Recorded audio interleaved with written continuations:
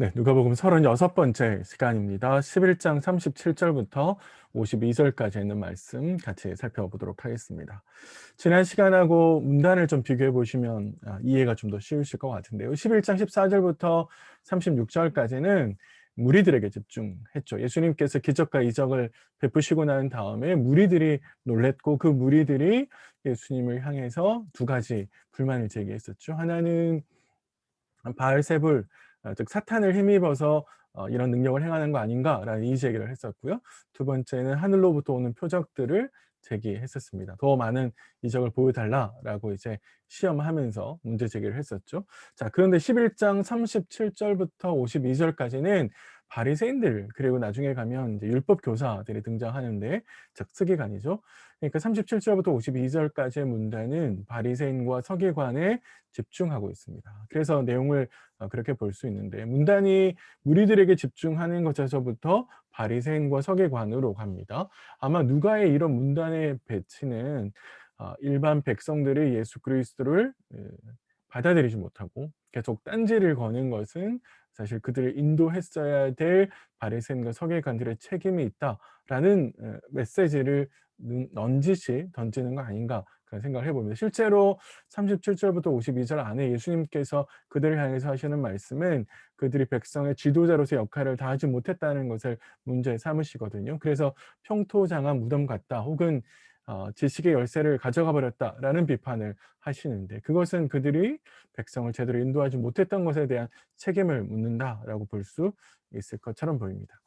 내용을 좀 하나씩 살펴보시면요. 먼저 예수님께서 식사 초대를 받는데 바리새인이 식사 초대를 합니다. 아마 누가복음에서는 바리새인이 예수님을 초대하는 건 두 번째인데요.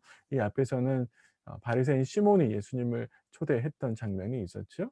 예수님께서는 죄인들의 식사도 함께 하시고, 그리고 대척점에 서 있는 반대하는 사람들의 초대도 흔쾌히 수락하시는데, 그래서 늘 함께 하시는 사람을 가리지 않는데요. 유대인들의 관습에 의하면 율법에 정한 것이 아니라 그 율법을 일상생활에서 적용하는 과정에서 유대인들이 관례라고 하는 것을 만들었고 규례라고 하는 것을 만들었는데, 그런 것들에 의하면 밥을 먹기 전에 손을 씻는 것이 유대인들의 규례였습니다. 그러니까 예수님께서 밥을 먹지 않았죠. 경건한 사람들에게 선생이라고 불리우고 사람들을 가르치고 사람들에게 하나님의 말씀을 전하는 사람이라면 당연히 그런 규례를 지킬 수 있어야 되는데, 예수님께서 그런 규례를 지키지 않으셨기 때문에 사실 바리새인들의 입장에서 보면 '어떻게 해서 손을 씻지 않지?' 라고 문제를 삼을 수 있는 것이죠. 그런데 사실 이제 예수님께서 이걸 빌미로 해서 바리새인과 서기관들이 백성들에게 지우고 있는 이 무거운 짐들에 대해서 지적하실 텐데, 사실 이거는 율법이 명령하고 있는 것이 아니라 오랜 전통이 명령하고 있는 거죠. 오랫동안 해온 관습이라는 거죠. 그런데 예수님의 입장에서 보면 이 관습이 백성들을 편안하게 하나님께로 더 인도해 주는 것이 아니라 오히려 짐이 되어서 율법을 지키는 것 자체를 포기하게 만드는, 그래서 무거운 짐이 되고 있다라고 하는 것을 지적하십니다. 그래서 의구심을 가지고 있는 그들에게 예수님께서, 사실 너희는 그릇의 깨끗한 것을 굉장히 중요하게 생각하지만 실제로 더 중요한 것은 마음의 깨끗함입니다. 그래서 그들의 마음이 더러운 것을, 욕심으로 탐욕으로 가득 차 있는 것을 지적하십니다. 그러니까 예수님의 이런 지적은 사실은 손을 씻냐 씻지 않느냐라고 하는 그 관습의 한 명령을 따지는 것이 아니라 그 명령의 근본적인, 그래서 하나님께서 이스라엘 백성들에게 주신 정결 규례가 가지고 있는 근본적인 정신이 뭐냐라고 하는 것을 확장해서 설명하는 것이죠. 그러니까 하나의 의식의 문제가 아니라는 겁니다. 지금 뭔가 하나의 의식이 잘못됐다 이렇게 지적하시는 것이 아니라 근본적으로 정결 규례에 대한 이해, 정결 규례를 지키려고 하는 그 주신 의도를 전혀 읽어내지 못하고 있다라는 것이죠. 사실 하나님께서 정결 규례를 주신 이유는 단순하게 그릇이나 손의 깨끗함에 멈추는 것이 아니라 근본적으로 그들의 마음이 깨끗해지기를, 그래서 하나님 앞에서 정결하기를 바라시는 의도에서 주신 건데, 그런 정결 규례의 원리나 이런 것들을 전혀 이해하고 있지 못하다라고 하는 것을 예수님께서 지적하신 거죠. 그래서 지금 바리새인들이 보이고 있는 예수님께서 손을 씻지 않는 것을 문제 삼는 그들은 사실 위선이라는 거예요. 그들의 마음속에는 탐욕이 가득하고 악독이 가득한데 손 씻지 않는 것 혹은 그릇을 깨끗하게 하지 않는 것만 문제 삼고 있다라고 예수님께서 지적하시는 겁니다. 그러니까 정결 규례는 사실 마음의 깨끗함을 더 중요하게 생각해야 되는 그것이 근본이 돼야 되는 거죠. 그 마음의 깨끗함으로부터 나와야 되는데 그 원래의 근본 원리는 제지한 채 제외한 채 손의 깨끗함 그릇의 깨끗한 것만 지적하고 있다라고 예수님께서 말씀하십니다. 그래서 하나님의 의도를 전혀 읽어내지 못하는 거죠. 그래서 예수님께서 "어리석은 자들아"라고 이야기하는데요. 어리석은 자라는 말은 구약에서 하나님을 잘 모르는 사람 혹은 하나님의 요구에 잘 반응하지 않는 사람들을 지칭할 때 쓰는 말입니다.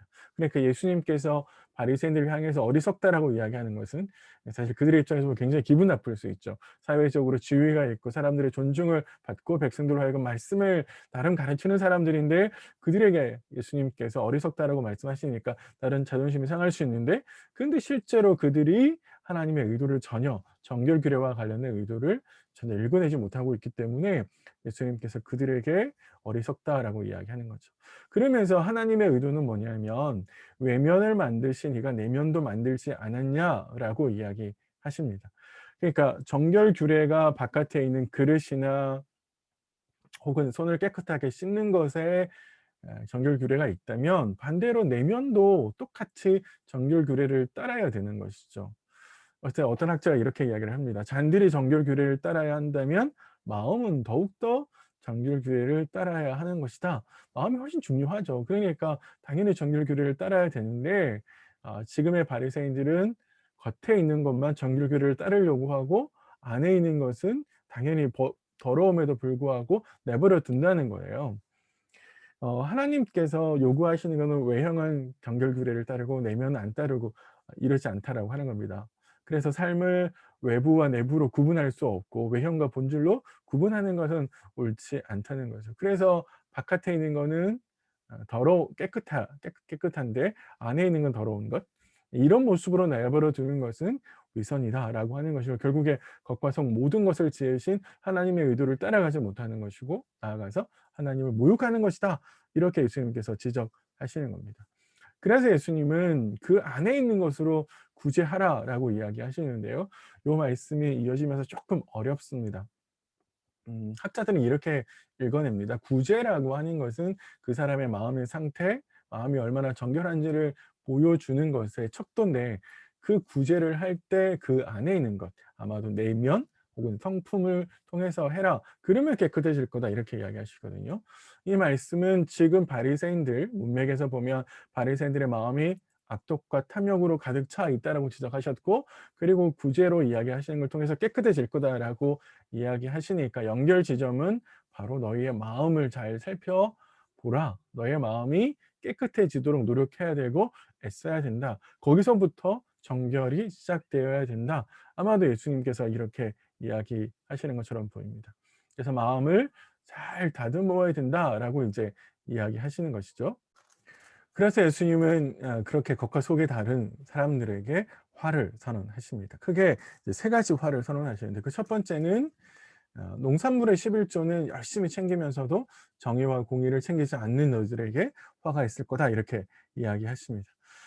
사실은 종교적인 관심사 때문에 그러니까 11조는 율법에서 말하고 있는 것이고 그래서 그것을 열심히 지키기 위해서 하고 있다는 거죠. 물건을 시장 가서 사 왔을 때 그 물건을 야채를 판 사람이 11조를 드리지 않았을까 봐 자기가 사 온 물건 야채에 11조를 드리는 만큼 유대인들은 굉장히 11조를 열심히 했었습니다. 그런데 정말로 하나님께서 그의 백성에게 요구하시는 가장 기본이 되는 삶의 근간이 되는 정의와 공의는 소홀히 했다라고 지적하십니다.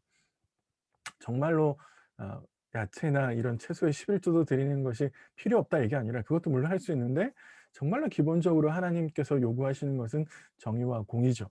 그래서 이스라엘 백성들이 예전에 아모스 선지자가 이야기했던 것처럼 사실 정의와 공의를 지키지 않았기 때문에 나라가 망한 것으로 표현해 내는데 지금의 바리새인들은 정말로 하나님께서 요구하시는 정의와 공의를 도외시했다 이렇게 지적하십니다. 두 번째는 사람들로부터 존경받으려고 했다라고 이야기하죠. 사실 이 모든 게 사람들이 의식하고 있는 모습이죠. 사람들이 얼마나 내가 잘 지키고 있는지 안 지키고 있는지를 본다라고 생각하고 그 사람들을 의식하기 때문에 생기는 것인데, 그래서 결국에 바리새인들의 마음이 얼마나 교만한지 이 보여줍니다. 사실 하나님께로부터 인정받으려면 그들의 마음속에 정의와 공의가 있어야죠. 탐욕과 욕심을 버려야 되죠. 깨끗하게 정결하게 갖고 나가야 되는데, 그것을 하지 않고 사람들이 얼마나 나를 존중함으로 인사를 하느냐, 사람들에게 얼마나 대접받으려고 하느냐, 사람들이 얼만큼 나를 기쁘게 해 주느냐, 이런 것에 집중해 있다라는 거예요.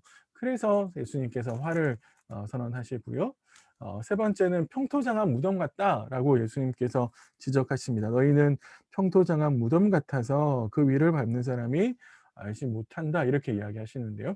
평토장한 무덤이라고 하는 것은 이제 보통 무덤을 만들면 무덤을 표시하기 위해서 봉 같은 걸 만들잖아요.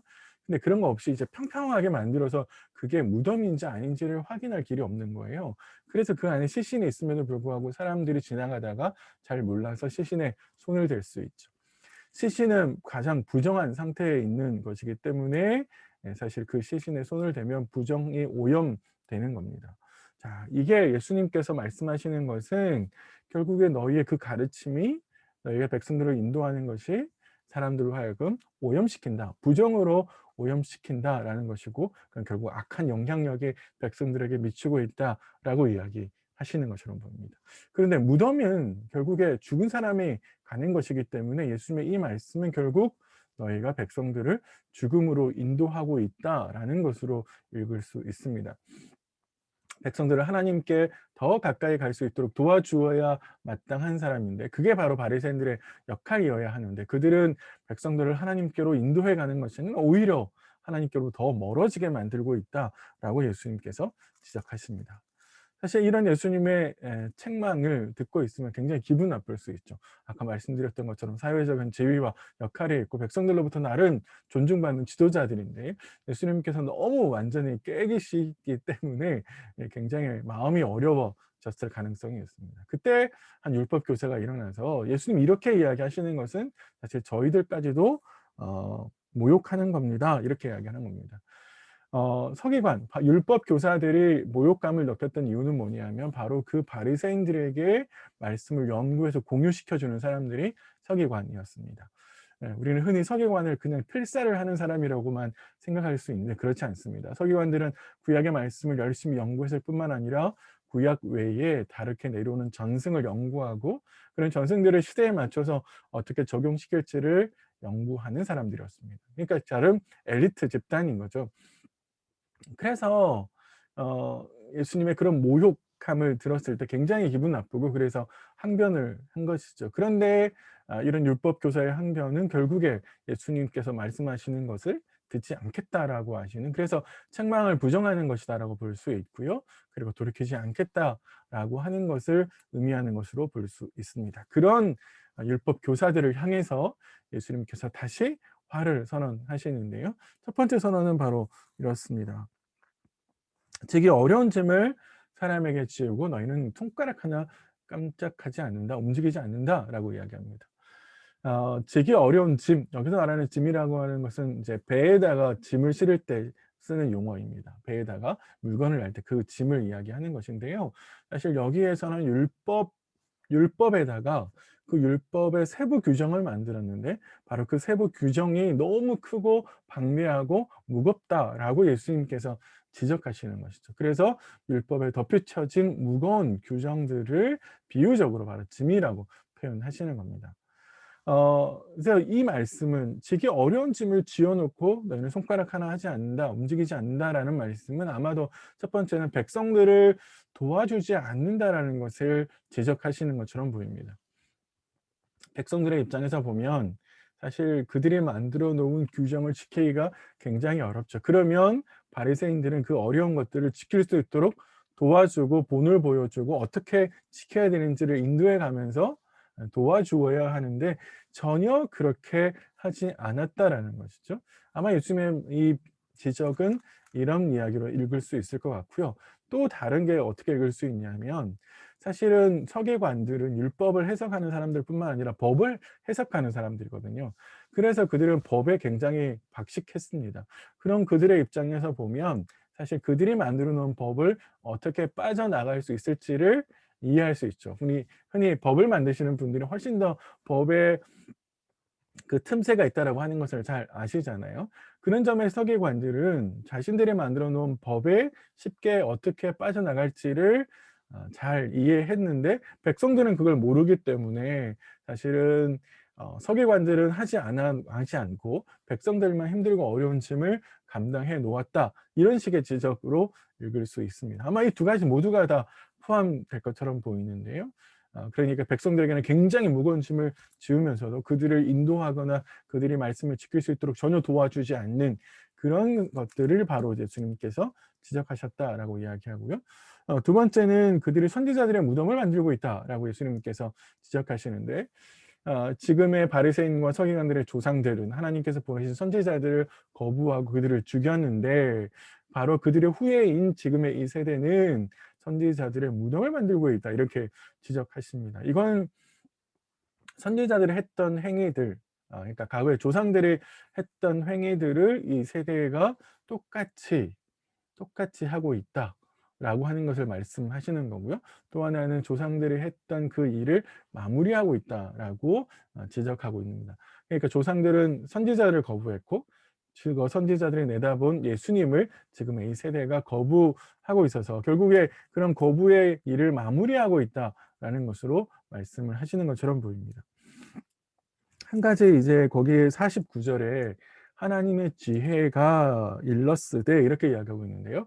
하나님의 지혜가 누구를 가리키는 건가, 뭘 말하는 건가를 가지고 학자들의 논란이 있긴 한데, 아마도 하나님 자신을 일컫는 말로 이야기하시면 좋을 것 같고요. 그래서 이미 하나님께서 말씀하셨는데 바로 사도들과 선지자들을 다 사람들이 거부할 거다라고 이미 말씀하셨고, 실제로 그러한 일이 지금까지 일어나고 있다라고 예수님께서 이야기하시는 것이죠. 그런데 그들의 거부는 거부만으로 끝나는 것이 아니라 하나님께서 반드시 그들에 대해서 그 했던 행위를 책임을 물으시겠다라고 이야기하고 있는 것이죠. 특별히 계속 반복하고 있는 말이요, 이 세대라고 하는 말을 쓰시고 계신데, 이 세대라고 하는 것은 예수님 당시에 있는 사람들만 이야기하는 건 아닙니다. 이거는 사실 시간적인 의미로 쓰는 말이 아니라 하나님의 보내신 선지자나 하나님 보내신 사람들을 거부한 모든 사람들에게 심판의 대상이 될 거다라고 하는 것이죠. 그러니까 거절했던 사람들에게 그것이 옛날 아주 오래전 일이건 지금 하고 있는 일은 간에 반드시 하나님께 심판을 묻겠다라는 말씀이고요. 그래서 하나님께서 그 범위를 이야기하시는데, 아벨의 피로부터 사가랴까지 그때 모든 피를 흘린 사람들에 대해서 책임을 물으시겠다라고 이야기하십니다. 아벨은 뭐 우리가 당연히 누군지 잘 알고 있는데, 여기 사가랴가 누구냐라고 하는 것이 조금 어렵습니다. 요한의 아버지가 사가랴였죠. 그래서 요한의 아버지를 말하는 건가라고 이제 이야기할 수 있는데, 근데 요한의 아버지 사가랴라고 생각하면 사실 요한의 아버지 사가랴는 피 흘리지 않았거든요. 죽지 않았다는 겁니다. 오히려 요한이 죽었죠. 요한이 목베임을 당해서 죽었는데, 그래서 만약에 이게 요한의 아버지라면 차라리 요한을 쓰는 게 훨씬 나으니까 그런 점에 있어서 이건 잘 어울리지 않고요. 아마 여기 나오는 사가랴는 역대하 24장 20절부터 25절에 나오는 사람인데, 이분은 선지자로서 살해됐다라고 기록되어 있습니다.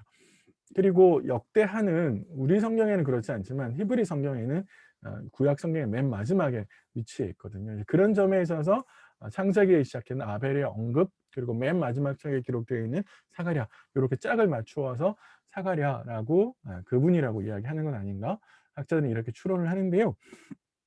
한 가지 이제 이렇게 보기에 어려운 점도 있습니다. 그게 뭐냐면, 사가랴는 성전 뜰에서 죽은 것으로 기록되어 있습니다. 그러니까 여기 나와 있는 것처럼 이 구절에 제단과 성전 사이에서라는 이 말을 약간은 약간 거리가 있는 것이죠.